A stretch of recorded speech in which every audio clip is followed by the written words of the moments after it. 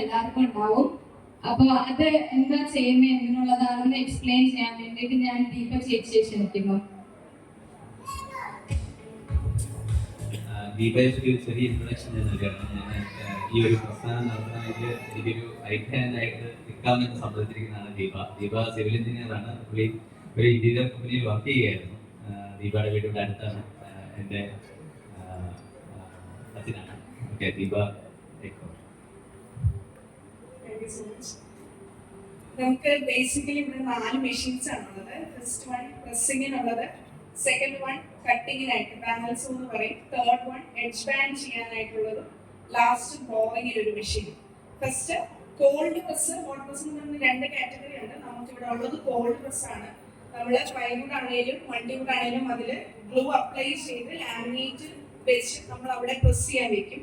Cold press എന്ന് പറഞ്ഞാൽ നമ്മൾ കുറച്ച് സമയം എടുക്കും, മിനിമം ഒരു 8 hours നമുക്ക് വേണം അതിന് നമുക്ക് ഇത് പ്രസ് ചെയ്തെടുക്കാനായിട്ട്. ഹോട്ട് പ്രസ് ആണെങ്കിൽ നമുക്ക് പെട്ടെന്ന് പ്രൊഡക്റ്റ് എടുക്കാൻ പറ്റും. നമ്മൾ അങ്ങനെ പ്രസ് ചെയ്തെടുത്തിട്ടാണ് അടുത്ത പ്രോസസ്സ് കട്ടിങ്ങിലോട്ട് പോകുന്നത്. നമുക്ക് ആവശ്യമായ സൈസിൽ നമ്മളത് കട്ട് ചെയ്തെടുക്കുക. അതിനാണ് നമുക്ക് പാനൽസോ എന്ന് പറയാം, അൾട്രോഫ് എന്ന് പറഞ്ഞ കമ്പനിയുടെയാണ് പാനൽസോ. അപ്പൊ നമുക്കതിൽ കറക്റ്റ് സൈസ് അനുസരിച്ച് നമുക്കിത് കട്ട് ചെയ്തെടുക്കാൻ പറ്റും.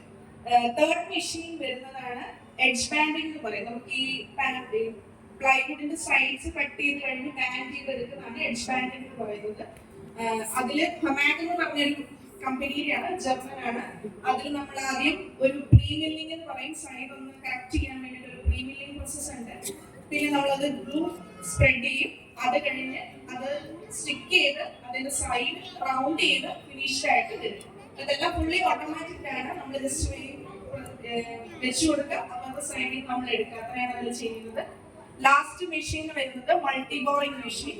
ഇപ്പം പണ്ട് നമ്മൾ ഈ സ്ക്രൂ ചെയ്യുന്ന പരിപാടിയൊക്കെ നിർത്തി നമ്മൾ എല്ലാത്തിലും മെഷീൻ വെച്ച് ഹോൾസ് കൊടുത്ത് നമ്മൾ അതിനെ ഫിക്സ് ചെയ്യണം. ഓരോ മിനി ഫിക്സ് യൂണിറ്റ് വെച്ച് നമ്മൾ ഫിക്സ് ചെയ്യണം.